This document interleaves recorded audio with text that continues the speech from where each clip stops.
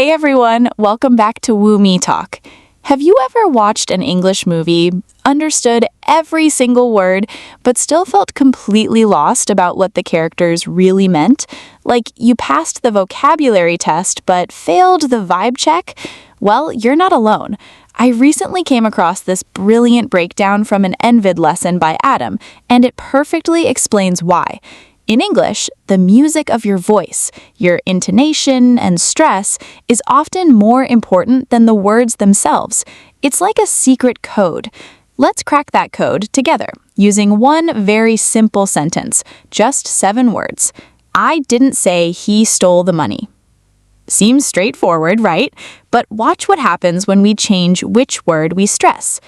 The power of sentence stress. Let's start with the first word, I. If I say, I didn't say he stole the money, what am I telling you? I'm saying I'm not the one who said it. Someone else did. Maybe it was her or him, but it wasn't me. This is a classic deflection. Now, let's stress the second word, didn't. I didn't say he stole the money. This is a strong denial. Someone has accused me of saying it, and I'm saying, no, you've got it wrong. I absolutely did not say that. It's a direct correction. Here's a fun one. Stress the word say. I didn't say he stole the money. So if I didn't say it, what did I do? Maybe I typed it in a text. Maybe I just gave a look that implied it. I communicated it, but not by speaking.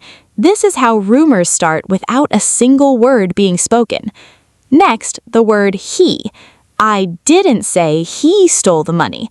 This is crucial. It means someone definitely stole the money, but it wasn't that guy. It was another person. Maybe it was the quiet woman in the corner. The focus shifts from the action to the person. Now, stress the word stole. I didn't say he stole the money. So he took the money, but the word stole is wrong. Maybe he borrowed it and forgot to give it back. Maybe he thought it was a gift. He has the money, but his action wasn't technically stealing. This one is subtle. Stress the tiny word, the. I didn't say he stole the money. This implies there was some specific money we were talking about. Maybe he's innocent of taking that envelope of cash, but he might have stolen different money. You see how a tiny word like the changes the whole investigation? And finally, stress money. I didn't say he stole the money. This implies he did steal something, but it definitely wasn't the cash. Maybe he stole a phone or some jewelry. Whatever it was, the cash is safe. And that is just one sentence. Can you see how just your voice can tell 7 different stories? This isn't grammar, this is pure meaning. So when you're speaking, don't just say the words. Think about the one word that carries your true message and punch it. Now, let's look at a single word that is a master of disguise. Really. Its textbook definition is very or truly, but a native speaker can use it to say 1,000 different things just by changing their tone. Think of this as emotional training for your voice. Imagine your friend tells you, I just won the lottery. Your tone is going to be high and breathless. You'd say, really? High pitch, full of shock and disbelief. That means, oh my God, is this real life? Now, imagine I run up to you and say, Wasifa, I've got an extra ticket to your favorite artist's concert, front row, free. You wouldn't just say thanks. Your excitement would explode. You'd say, really? Even higher pitch, short, with pure excitement. That translates to, this is the best day of my life. But what if you're a boss and your employee calls in sick for the 3rd Friday in a row and you know it's because there's a big music festival in town? You listen to their excuse and with a flat, low tone, you just say, really? Flat and skeptical. You're not asking a question. You're saying, I don't believe a single word you're saying. It's a full sentence of doubt. Then there's the flirty really. Someone you like says, you know, you're the funniest person on YouTube. You might respond with a playful, drawn-out tone. Oh, really? Playful, rising and falling tone. You're not doubting them, you're just enjoying the compliment and flirting back.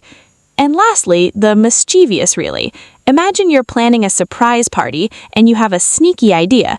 You might lean in with a low voice and say, really? low, drawn out, like you're plotting. It means I have a plan and it might be a little bit naughty, but it's going to be fun. So, here's the best advice from Adam that I want you to remember.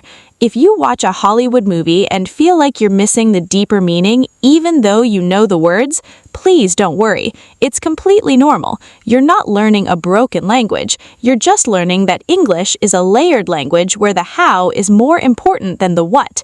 The only real way to master this is through exposure. Keep watching movies, binge those TV shows, listen to songs, and most importantly, try to copy what you hear.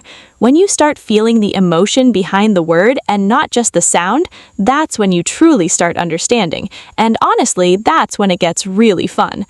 That's it for today's Woo Me Talk. If this helped you hear English a little differently, give this video a like and subscribe. Now, tell me in the comments, can you think of a word in your own language that completely changes meaning just by your tone? I'd love to learn from you. See you in the next one. Bye!